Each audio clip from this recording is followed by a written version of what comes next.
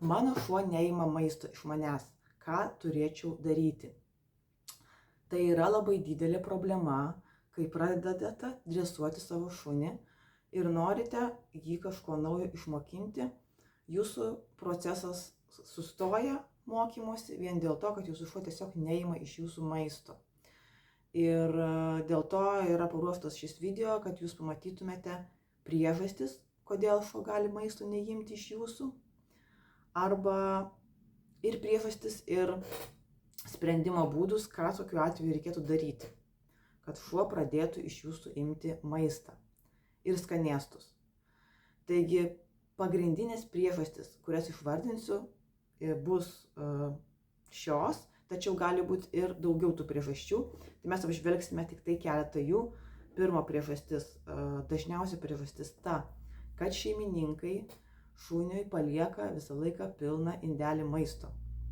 Tai yra, maistas stovi visą dieną ir šuo gali prieiti prie maisto bet kada, bet kuriuo metu, kada jis nori. Aš rekomenduoju šerti šunį tik tais tam tikrų metu ir ryte, tarkime, ir vakare, ir kad dienos metu maistas nebūtų visą laiką prieinamas.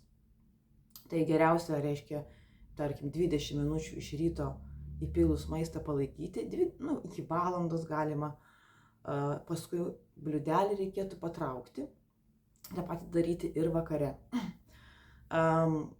Kitas variantas, jeigu ir šitas nepadeda ir šuo vis tiek yra labai nevalgus, tuomet patariu pašalinti kurį laiką dubenėlį, pasidėjus į spintą, pamiršti jį ir visą maistą šuniui duoti tik tai iš rankų, nuo žemės, iš interaktyvių žaislų, į kuriuos sudėsite, nuo laižymo kilimėlio duoti nuimti, kad šuo maistą priprastų gauti, užsidirbti, gauti tik iš jūsų rankų arba įdėjęs kažkiek pastangų pats. Žmonės dažnai nenori taip daryti, nes galvoja, kad tai yra šuns kankinimas ir šuo bus dėl to nelaimingas. Tačiau aš galiu patvirtinti, kad taip tikrai nebus, nes mūsų šunys yra vis dėlto linkę į maisto suradimą patys. Jie nuo senų senovės maisto ieškodavo uostydami ir tokiu būdu pavalgydavo susiradę kažką, o mes juos taip prijaukinome, kad viską pakišame palei nosį ir jiems visiškai nieko nebereikia daryti.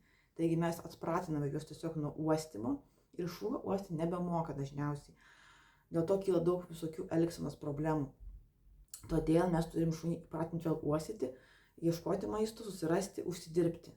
Ir jeigu bliūdelio nebus, jūsų šuo pradės palengva imti iš jūsų. Toliau, priežastis, kodėl neėda iš jūsų rankų, dar yra tai, kad šuo yra tiesiog peršertas, elementariai yra per storas ir gauna tiesiog netinkamą maistą arba per didelį jo kiekį. Tai reikėtų žiūrėti, kokį kiekį šuniui per dieną jūs duodate. Tada asociacijos, kurios atsirado dėl maisto davimo. Kartais mes kišame šuniui maistą, nors jis jo nenori, netinkamose situacijose, šuo jaučia spaudimą, kad reikia tą maistą imti ir jisai tokiu būdu gali susieti su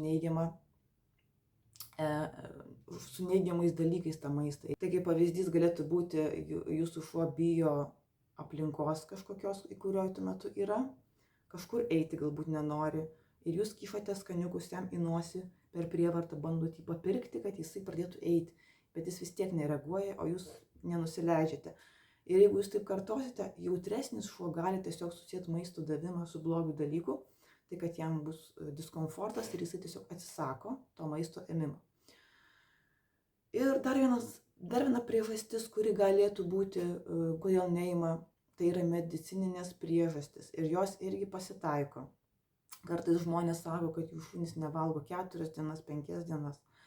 Sako, ką daryti, kaip man čia jį sumotyvuoti. Tai tokiu atveju geriausia eiti pas veterinarą ir išsiaiškinti, kodėl šuo taip ilgai nevalgo, nes tai yra greičiausiai kažkokios sveikatos problemos, kurias reikia išsiaiškinti. Jeigu jūs išsiaiškinote visas problemas, priežastis, kodėl jūsų šuo gali nevalgyti maisto, jas pašalinote, bet vis tiek šuo nevalgus. Ir tokių situacijų pasitaiko, Tuomet mes parengėme jums tokį reportažiuką, kaip šunį pratinti galiausiai iš jūsų imti tą maistą. Pirmiausias dalykas, ką jums reikia pradėti treniruoti, tai yra duoti šuniui maistą iš savo rankos už dyką, nieko neprašant, kad jis atliktų. Ir tą reikėtų daryti kiekvieną dieną po kelias minutės. Jeigu jūs namuose dirbate, jūs galite pasidaryti pertrauką, ateiti prie šuns ir tiesiog vieną po kito duoti skanėstą arba jo pašarą. Tai užtrunka labai trumpai. Ir taip kartoti kasdieną po daug kartų. Pirmiausia, šuo turi pradėti imti maistą ramioje vietoje, todėl jūs pradėkite nuo namų aplinkos. Tai yra nuo kambario, nuo svetainės, ten, kur nėra papildomų dirgiklių.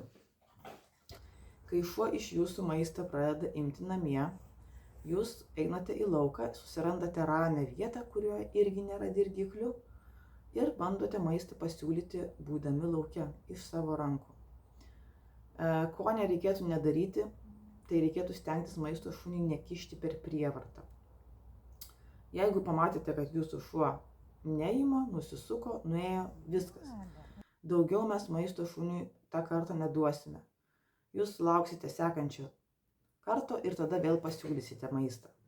Ir taip turite repetuoti diena iš dienos, kol šuo po truputį pradeda tą maistą paimti.